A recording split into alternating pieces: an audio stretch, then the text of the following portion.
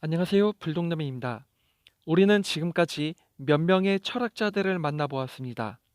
그런데 한 가지 공통점이 있다면 그들의 사유는 경험과 밀접하다는 것인데요. 오늘 소개할 철학자 역시 자신의 경험에서 나름대로의 독특한 사유를 찾아낸 사람입니다. 바로 롤랑 바르트인데요. 롤랑 바르트는 어릴 적부터 폐결핵으로 인한 요양 시간이 길었습니다. 이런 그에게 크나큰 힘이자 버팀목이 되어준 사람이 있으니 어머니입니다. 그의 어머니는 일찍이 세상을 떠난 아버지의 역할까지도 도맡아 가정의 가장으로서 롤랑 바르트와 함께 했습니다. 이런 어머니의 사랑이 컸던 것일까요? 롤랑 바르트는 어머니의 사랑에서 부드러움이라는 사유를 발견하게 됩니다. 자, 그렇다면 부드러운 사유라는 것이 어떤 것인지 알아야 하겠죠. 단도직입적으로 말하자면 부드러운 사유란 경계를 넘나드는 자유를 말합니다. 마치 롤랑 바르티에게 있어 어머니라는 사람의 역할이 경계를 뛰어넘어 아버지의 역할까지 하던 말입니다. 그가 쓴 저서에서도 경계를 뛰어넘는 글들이 실려져 있는데요.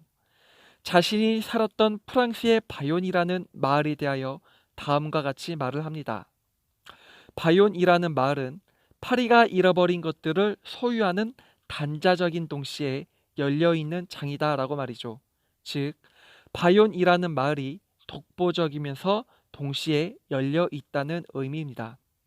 이렇게 경계를 넘나드는 자유를 부드러운 사유라고 앞서 언급했습니다.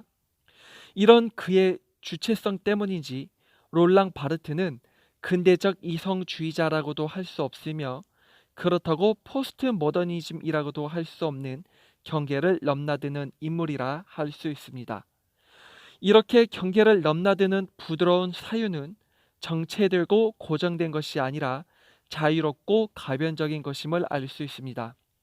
그렇다면 부드러운 사유에 반대되는 고정적인 것이란 무엇일까요? 무엇인지 예를 들어보겠습니다. 근대사에 있어 신과 인간의 관계는 절대적입니다. 이 절대적 관계에서는 신이 중심이 되고 인간은 주변부에서 절대적 순종을 강요받는 존재들이 됩니다. 이같이 신중심이라는 근대사적 가치관을 고정적인 것이라고 볼 수 있죠. 뿐만 아니라 신과 인간의 절대적 관계가 사회의 기초가 되는 가정에게까지 영향을 미치는데요. 바로 가부장제입니다. 가장인 남성은 신과 같은 중심적 존재로 가정을 다스리죠. 가부장제 역시도 고정적인 것으로 볼 수 있죠. 우리가 흔히 말하는 통념이라는 것도 포함되겠죠.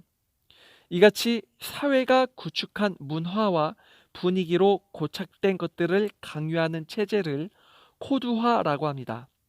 즉, 고정적이다라는 말은 코드화되어 있다라고 말을 할 수 있습니다.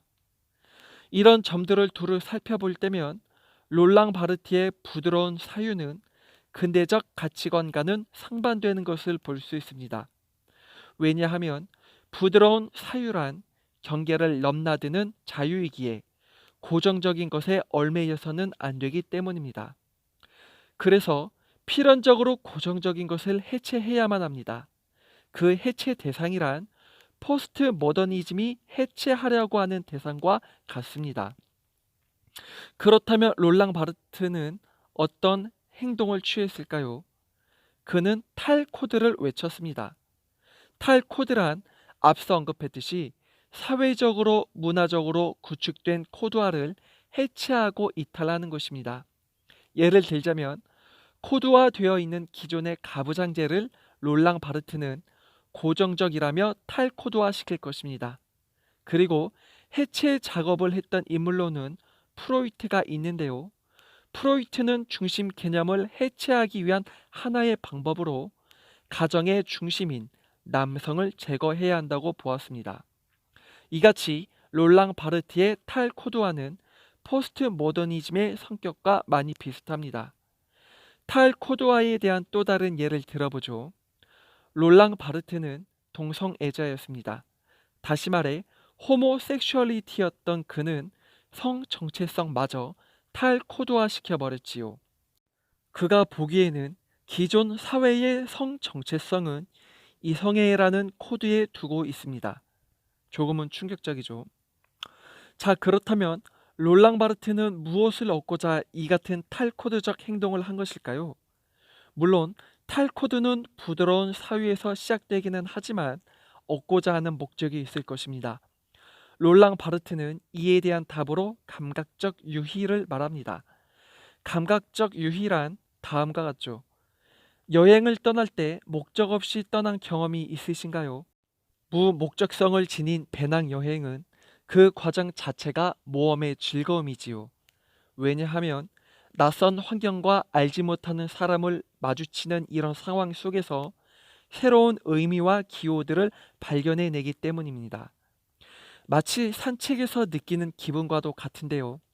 목적 없이 그저 걷기만 하는 산길 속에서 우리는 자연을 응시함과 더불어 새로운 의미와 기호들을 발견해냅니다. 나무의 푸르름과 꽃의 아름다움, 그리고 스치는 따스한 바람을 느끼며 말이죠. 나와 너의 새로운 발견을 하는 것입니다. 이제 마무리 짓도록 하겠습니다. 폐결핵으로 요양했던 기나긴 시간, 롤랑 바르트의 곁에는 항상 어머니의 사랑이 있었습니다. 그리고 이러한 어머니의 사랑을 토대로 롤랑 바르트의 사유는 철저히 부드러움과 가까워졌는데요. 그 부드러움이란 경계를 넘나드는 자유로 고정적인 것에 얽매이지 않는 것이죠. 그래서 롤랑 바르트는 코드화시키는 것들을 비판하면서 탈코드를 통한 새로운 의미 발견의 즐거움을 주장했습니다. 물론 성 정체성마저 탈코드 시킨 것에 대해서는 너무나도 충격적이기는 합니다. 이렇게 해서 이번 시간에는 간단히 롤랑 바르트라는 인물에 대하여 알아보았습니다. 다음 시간에는 자크 라캉에 대해서 살펴보도록 하겠습니다. 지금까지 시청해 주셔서 감사합니다.